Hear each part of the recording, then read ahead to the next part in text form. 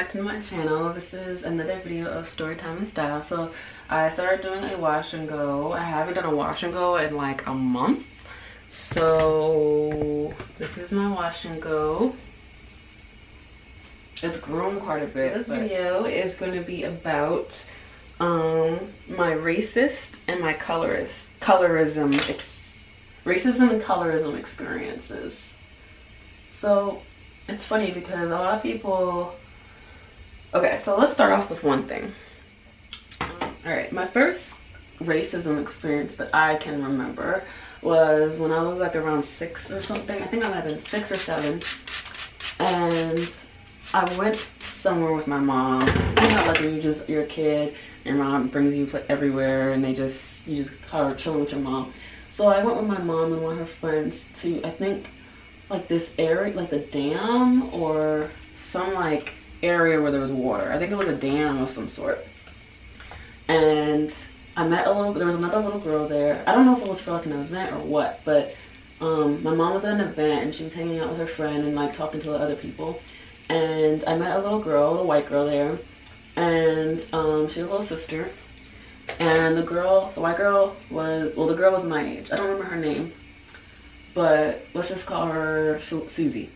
And I were playing with her little sister's stroller, and we were taking turns in the stroller, like sitting in the stroller and pushing each other, like a cart kind of. And so I pushed her, she pushed me, I pushed her, she pushed me. And when it was one of the last times that it was my turn, she was pushing me, and she started pushing me like extremely fast. So I told her, I was getting kind of scared, and I told her to stop. I said, stop. She wouldn't stop. I kept saying stop. She wouldn't stop. I was yelling at her to stop. She just kept going really, really fast. And I said, stop. She wouldn't stop. So I finally just jumped out of the stroller. I turned around and I said, what is your problem? And her first thing she says is, well, I'm white and you're black, so I'm better than you. I was like, really? So I looked at her and I was like, and the first thing I said was, no, it doesn't matter. So whatever, she walks away and I walk away. At first I was just like, what? Like, what does that have to do with anything that we're doing? Like, what the heck?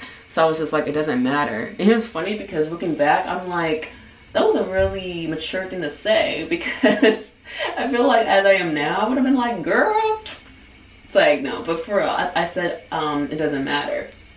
And so I walked away. I like walked away from her like, I don't want to play with you anymore. And she was like, no, like, I want to keep playing. I'm like, no, I don't want to play with you anymore.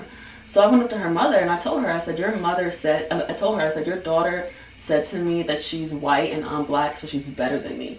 Her mother looked so embarrassed and was just like, oh my God. And then said, oh my God, I'm going to put her in timeout.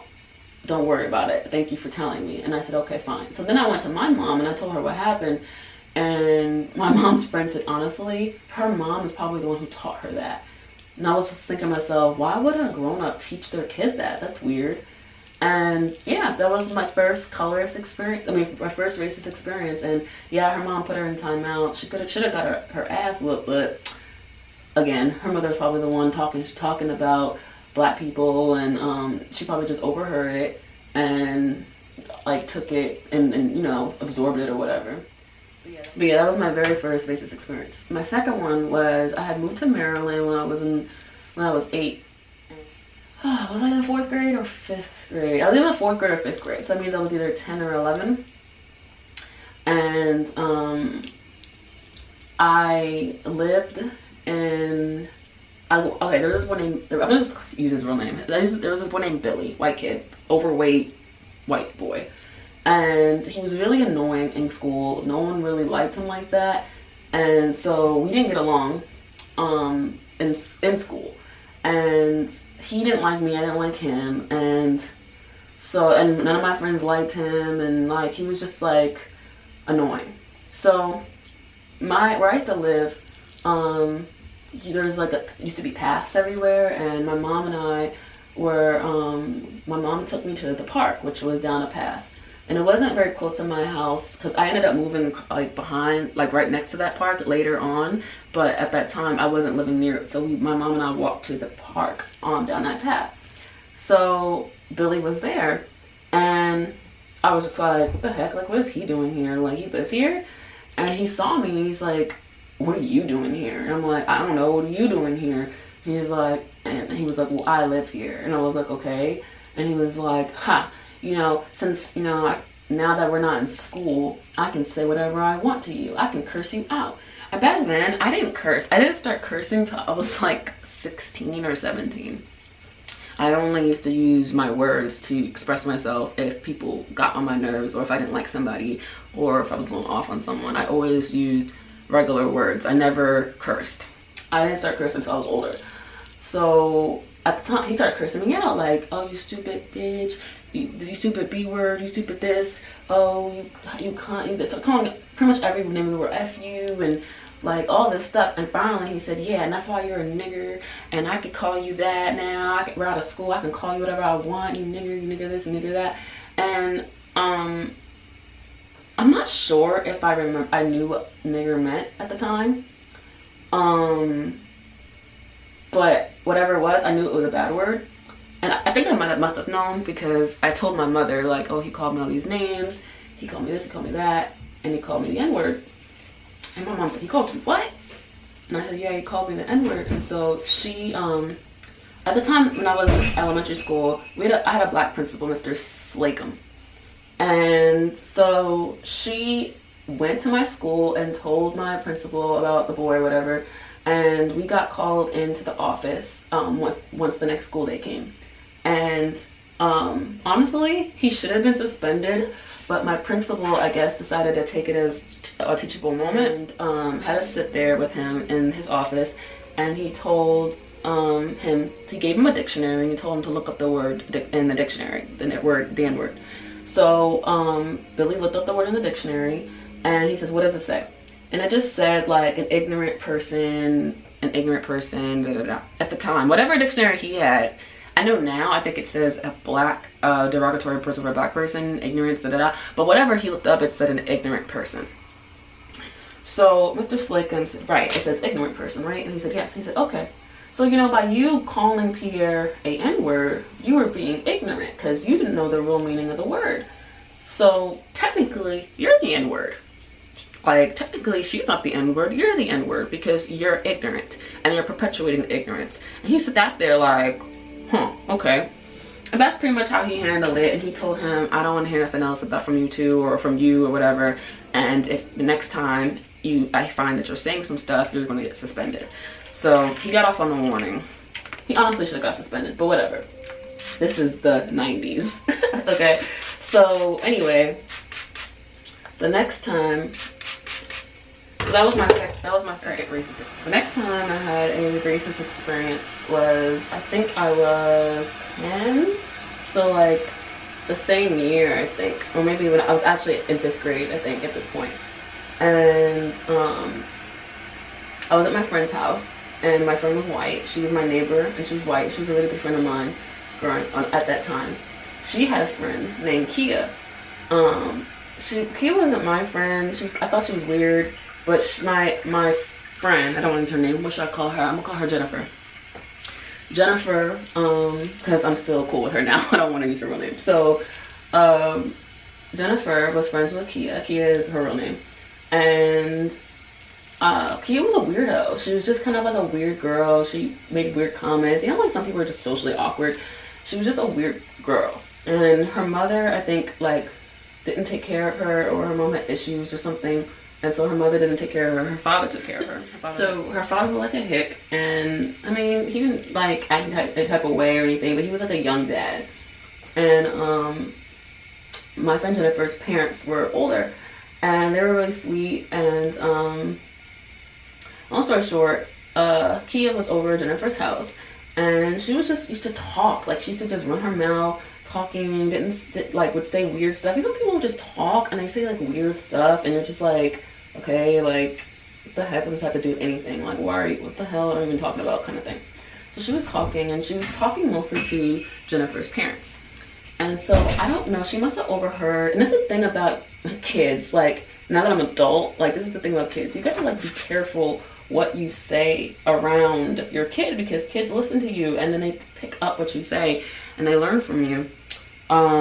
So whatever. So she started saying, yeah, my dad was calling this guy an N-word this and an N-word that, and he said he told that N-word this and a third, and she was just going on, and she just kept saying it. And I looked over at her, and her parents looked at me like, okay, Kia, okay, yeah. And they did not know how to handle that situation. What they should have did was said, hey, you know, that word is not a good word. But I think it was just like they never encountered having a black child at their house while someone was saying the N-word. I don't know, but whatever. Jennifer's parents were very sweet to me. They never disrespected me. They were always really sweet to me. And Jennifer was always a really good friend. So I don't know, but they were also from Southern Maryland. By the way, let me just remind you guys, I grew up in Maryland, so that's probably why I experienced this more than I would in New York.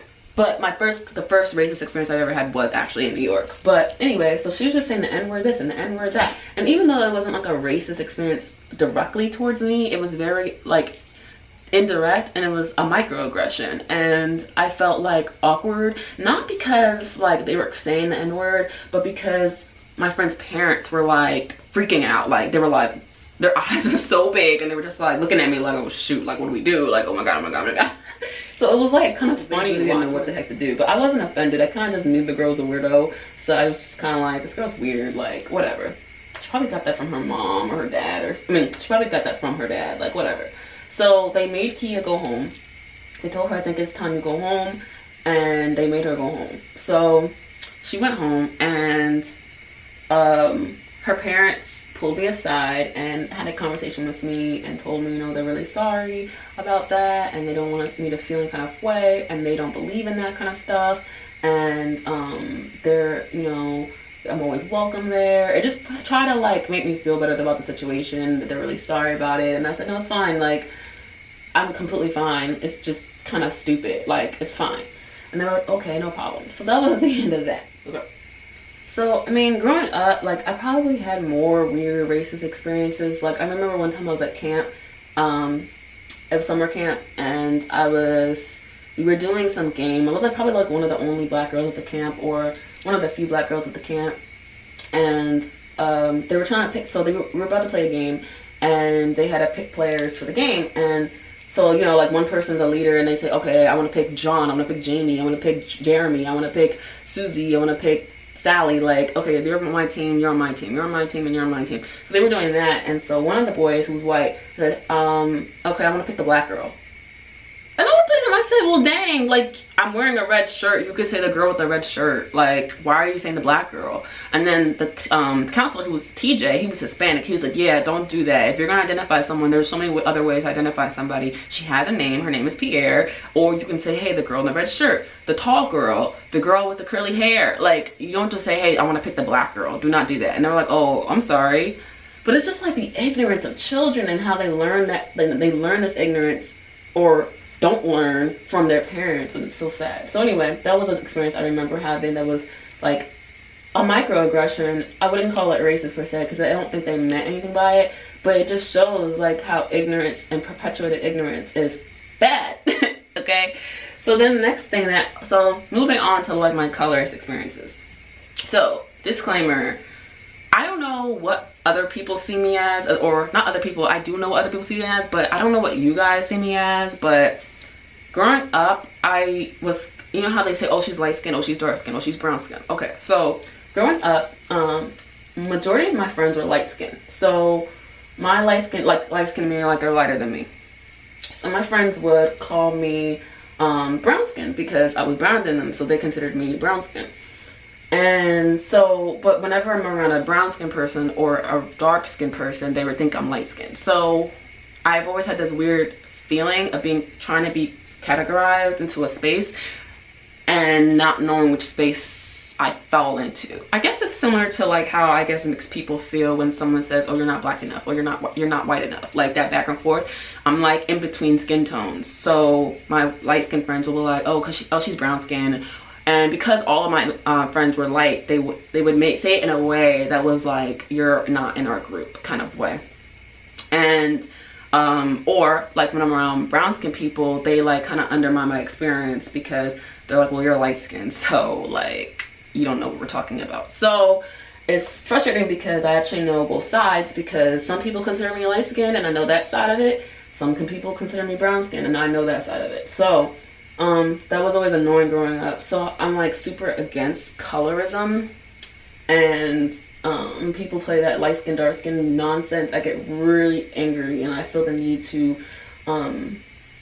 speak some knowledge on that. So yeah, so but I've had quite a bit of colorism experiences growing up. A main one was when I was in college.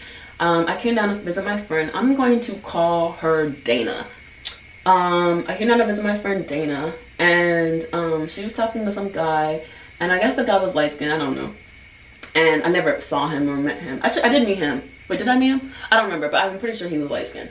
And I was visiting, and back then, not back then, period, I don't like being set up. So when I mean set up, I mean like I don't like people trying to put me on to on dates, meeting people. Like even before like my current boyfriend, like when I was single, when people be like, oh, I know this guy, he likes you, he thinks you cute, don't hook me up, don't talk, I don't want to be hooked up. I don't know. Any guy I've ever dated has been a guy that I met on my own and became friends with, and then we dated later, or we were friends through someone else and I got to know them first before we were like trying to date, and then we did it later. So it would be like we're legit cool first and then we start dating, not like I'm gonna hook you up and the first thing you think of is, oh, she's cute, I'm gonna talk to you. I just don't like that. I don't know, something about it, I don't like it.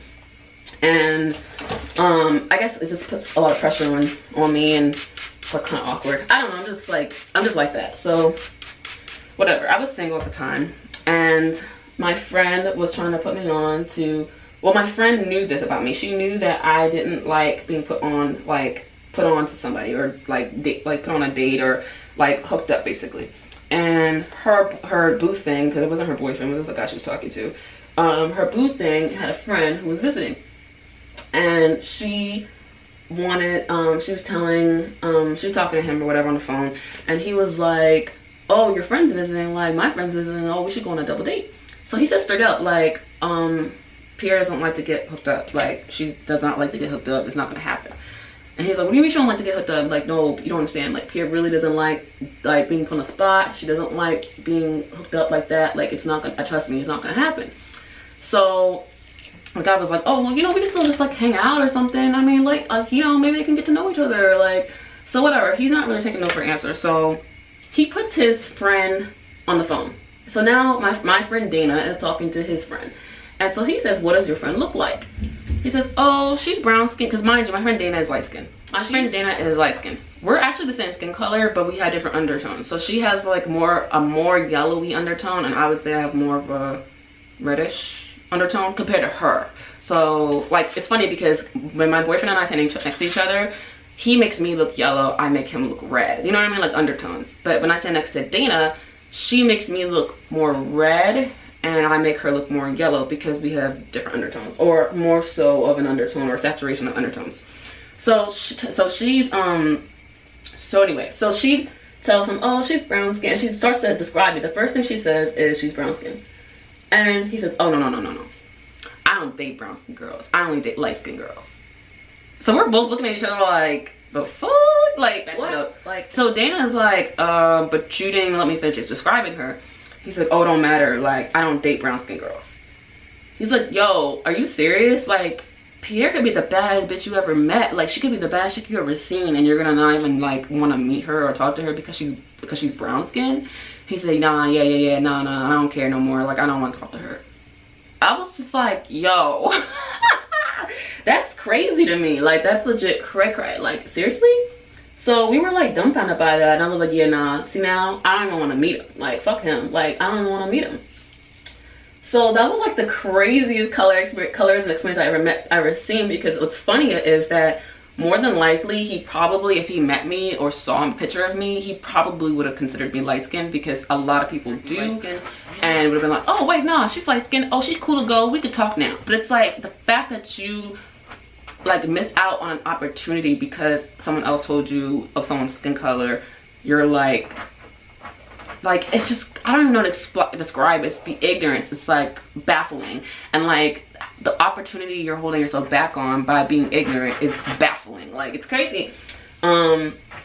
And the thing is like, honestly, I'm gonna be real with y'all, like, whatever the color that I am, I actually enjoy being brown skinned. I enjoy being darker. Every summer I look forward to tanning, and that leads me into the next thing. So I had a friend, a very toxic friend growing up. I'm gonna just call her Stephanie. We were friends all through middle, like when I moved to Maryland, she was like one of my first friends, and we were friends into middle school, and then we were friends at the beginning of high school. So this was like around the time I like was about to like stop being friends with her, because she was like a really toxic friend. It was weird because like we had a strange friendship. It was like we were off and on. And when we were on, we were okay, we were cool. Like she would invite me places and we'd do stuff, and it was alright. But she was very toxic. Like she wasn't a good friend. She would talk about you behind your back. She would put people against you. She always wanted you to agree with her, and if you didn't, it'd be a problem. She just wasn't like the best friend. And as I got to high school, I realized like I had better friends and I didn't need her, and her and I ended up not being friends anymore. So anyway, when I was in high school, it was in the 10th grade. No, it was the 9th grade. I think it was the end of the 9th grade. Maybe it was the 10th grade. I'm not sure, but it was either beginning of 10th grade or in the 9th grade, one or the other. But anyway, so yes, it was the 9th grade. I'm sorry. It was the end of 9th grade. Spring break had just ended, and she had a friend named, what should I call her? I'm gonna call her Julie. So Stephanie and Julie.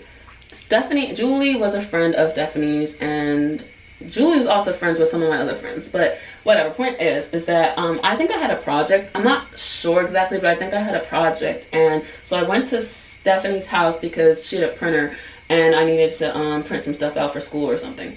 So I was on her computer, and spring break had just ended, and the thing that I used to do every spring break is I used to go tanning. So I would go tanning, meaning like I would go outside and sit in the sun, oil up, sit in the sun, and try to get tanned. And I did that because I really loved the vibrancy that tanning gave my skin. I loved how brown it gave me, and it also made my skin a lot clearer and better, and it made my skin act better. So that's why I went tanning. And we were talking about something, and Stephanie said something about me tanning on spring break, or I said something about tanning on spring break. And Julie says, by the way, Julie is brown skinned too. She's actually like a tint or two browner than me, but she considered herself light skinned. Go figure. So Julie said to me, well, why do you want to go tanning, and why would you want to get browner than you already are? And I was like, well, I don't have a problem with being brown. I actually think being brown is really pretty. And she's like, why? Like, why do you think that? Like, what? You're already brown skin. Like, that doesn't make sense. I'm like, well, you're brown skin too. She's like, I'm not brown skin. I'm light skin. I'm like, you're not light skin. Like, you're browner than me. She's like, no, I'm not. I'm like, well, not right now because I have a tan, but when I'm like my regular skin color, you're browner than me. So what are you talking about?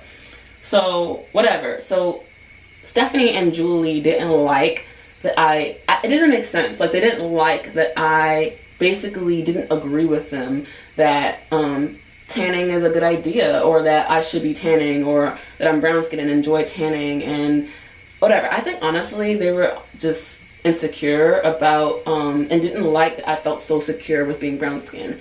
A lot of the time when like light skinned people try to make brown skinned people feel insecure about being brown skin, it's literally like an insecurity because that's the only thing that makes them feel superior. And so when a brown skin person starts being proud of being brown skin, it's like, oh, you're stepping out of that inferior space and think that you're on my level, when really, like, I can't have you be on my level. It's kind of like the idea of it. At least that's what it seems like to me. So they started being really rude to me, making fun of me, poking fun at me, and I was just like, okay, like, whatever. So I finished printing my stuff, and so I was still there, and they're like, oh, we're about to go outside. You should come down. We're about to go outside. So I was like, oh, okay. They're like, yeah, you should come with us. So they just run off together and run down the stairs and go out and like open the door, and I hear them leave the house. So I'm like, all right, like, I'll go outside with them. So I pack up my stuff and I start walking down the stairs, and I go outside. I don't see them. I'm looking around and I'm like, where are they? And so next thing I hear the door close and lock, and I hear them laughing through the screen, and I turn around and I go to open it and it's locked. And they're like, ha ha ha, laughing, and I'm just like, okay, like what are you guys doing? Like open the door.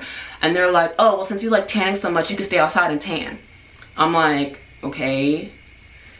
Honestly, looking back and thinking about those times, it's like really sad because like who I am now, like I don't know, like I should have honestly stopped being friends with them like way long before. But when you're a kid, you don't know any better. Like you deal with stuff that you shouldn't deal with. So whatever. But honestly, like I just like honestly looking back, it just like it's so apparent like how like jealous they were of me. Like it really is. And I knew at the time too that they were jealous, but it's even more apparent as an adult like how jealous they were. So anyway, so I was just like, okay, like what the heck. So her father ended up saying open the door. So she opened the door and whatever. Basically the next day I stopped being friends with her, but that's like a whole nother story that I might get into another time. But basically the next day a whole situation broke out with me and her, Stephanie, and I decided I don't want to be friends with this girl anymore. She's cuckoo for Cocoa Puffs. And she's really jealous of me. She's always been jealous of me for many other reasons that I'll go into another time. And like I have way better friends than her, and I know I can have better friends than her. I'm too old for this. Like I've been enduring this stupid friendship for like I don't know how many years, and this is stupid. So I cut her off. After that I cut her off. So yeah, that was that. Okay, another some other colors experiences I've had, honestly, where like people like my friends saying like sly comments, like say like, all right, we were somewhere and this girl's at the stank towards, and let's say she was brown skinned. Oh, they're just mad because we're light skinned. Oh, they're just mad because like the friends that I guess thought I was light skinned with them or was included in that category, they're like, oh shit, they're just mad because we're light skinned. Oh, they're just mad because we're the baddest light skinned girls here and there's just some ugly brown skinned girls. Like I've had friends say that, and I'm like, I don't think that's the reason. Like how is someone mad because you're light skinned? I don't understand. Like being light skinned doesn't make you pretty. It's like the stupidest thing. So yeah, so like I've had dark skinned people make weird comments, like I said earlier. People just like not weird comments, like mostly like, oh, you're light skinned. So basically undermining my experiences as a black person by calling me light skinned or whatever. But this kind of goes also into like talking white. I talk really proper, and growing up I've always talked proper. Like that's just how I was taught to speak by my parents. And I'd always have people calling me white. Oh, you're white. Oh, you're not black, you're white. Like you talk like a white girl. Like, oh, you're a white. And I'm like, honestly, how do you talk like a color, for one? Two, you're just talking shit about your own culture, because you're basically saying that black people can't talk proper. You're saying that black people can't talk or they're just saying that black people are supposed to speak ghetto, or they're supposed to speak improper English, or like all this nonsense. And so it was like I got that a lot, especially like in middle school. I got it a lot, which is funny because the girls who were saying it speak proper. The only thing is that they had more slang. Like I always, like my mother I didn't really learn slang, like what's up, how you doing, what's going on, like just slang. Not even that, like just like slang. I didn't really start speaking slang. Probably I started like in middle school, and it started becoming like I guess natural for me like in high school. I spoke very proper growing up, and I guess people just saw me as like this little make fun of me because I spoke so proper. And it was annoying because I felt like I'm not white. I don't want to be white, and like stop saying I'm white. And it made me feel like, oh, I'm not black enough. Like, oh, like something's wrong with me. I'm not black enough. Like, why are you making it seem like I'm not black enough even though like I'm not fucking white? Like, what the hell? So I don't know, that was annoying. And I even had somebody say to me one time, like this girl, I made a comment about I made a comment in high school about people saying stuff about black people who speak proper, like you're trying to, yeah, basically do you think that the only thing that black people could speak is ghetto, like or like improper English? Like what the heck, that's so stupid. And this girl got offended and was like, what, you're black? And I was like, what? She's like, no, I'm not even trying to be funny. Like, I didn't know you were black. I thought you were Indian. I'm like, what? They're like, yeah, I don't know. I thought you were Indian. I didn't know you were black. And I was just like, do I look Indian? Like, I don't look Indian. Like, what the heck?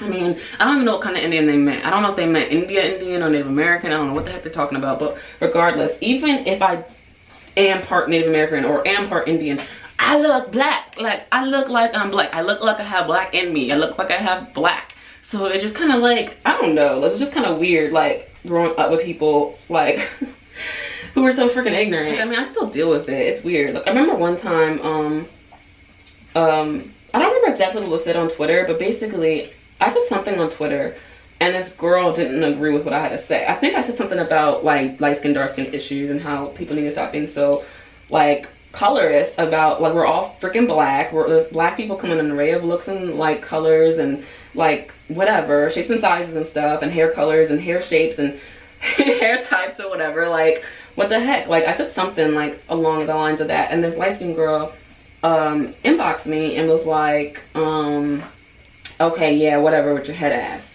And I was like, what? What are you talking about? So then she started subtweeting me and saying like, oh, this brown skin girl talking ish about light skin girls. She's just mad because all brown skin people look like a man. All black brown skin girls look like a man. Like, all this stuff. And I'm like, a man? But the funny thing is the girl actually looked like a man. And my boyfriend was like, honestly, I bet somebody called her a man. And so that's like, because it probably made her feel some type of way. Okay. So she tries to like say it to people like to make herself feel better. And I was just like, girl, a man? Like, ain't no man looking girl over here. The only man looking girl is you. Like, chill the fuck out. And I started sending her, like, we were going on and on and on. This was like a while ago. And we were going back and forth. And I was like, how does this look like a man? Look at this. Look at me and look at you. And look at me and now look at you. Who's the man? But yeah, I don't know. I've had a few experiences. Like, I actually had my friend, the same girl, Dana, the one I was talking about earlier. We were like at a thing called Senior Week that people do after they graduate high school.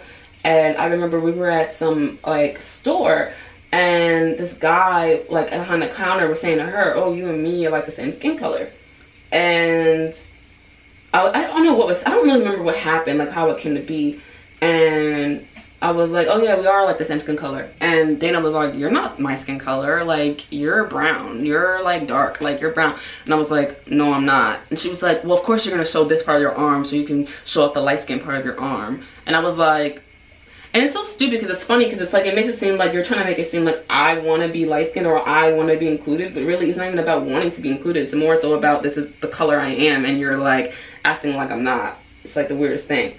So yeah, like, so anytime I hear any colors experiences, I'm always like irritated. Like, I had a friend who was telling me all these stories about how her boss didn't like dark skinned people. Meanwhile, her boss was brown skinned, and her boss's daughter was light skinned and had a baby by a brown skinned man and had a brown skinned kid. And she was talking about how much she hated her grandson because he was brown skinned. She hated her for marrying a brown skinned guy because now her grandson is brown skinned. I was like, yo, that's crazy. And she was laughing about it like it's so crazy. And I was like, honestly, you shouldn't see that as something that's funny. You shouldn't see that as something that's like comical, like, because the thing is my friend who was telling me the story, her daughter is dark skinned. She has a dark skinned father. She has a dark skinned brother. She has a dark skinned sister.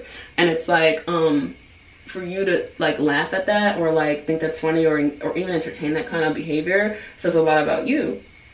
And so it's just like, I don't know. And it's weird because the same person was also told me one time that the reason why her boyfriend was dating her was because she's light skinned, and she seemed flattered by it. And I was like, honestly, how are you flattered by someone saying the only reason why they're dating you and the only reason why they want kids with you is because you're light skinned? So technically you're just a fetish, you're an object of affection to get a result from, because if they really cared about you, that wouldn't be the only reason thing they would talk about. Oh, I want to date a light skinned girl so I can have a light skinned kid. Funny thing is, one of their kids ended up being brown skinned. But the point is that people got issues. And honestly, growing up, like my mom is brown skinned, and I just grew up with a certain different, like, I don't know. I just grew up with people with a mother who was very into tanning too. She's a brown skinned woman. She's browner than me. And she was very much into tanning. She's very much into being browner. Every summer she's in the sun.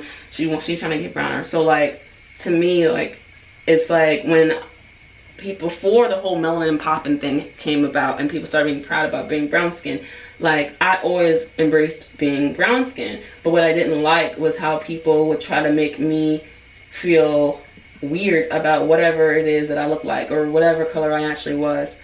But yeah, those are my colorist experiences. Those are my racist experiences on people who got issues against themselves or people who got issues with black people or whatever. And it's really sad. And I just hope to be able to teach my daughter, like my future child, to like embrace blackness and whatever shade it comes, whatever hair it comes.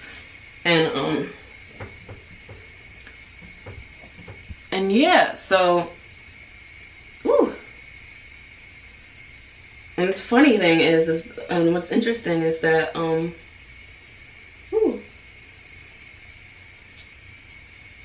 And it's funny, and because my mom told me a story about how, first of all, my dad is Portuguese. He's Portuguese and black.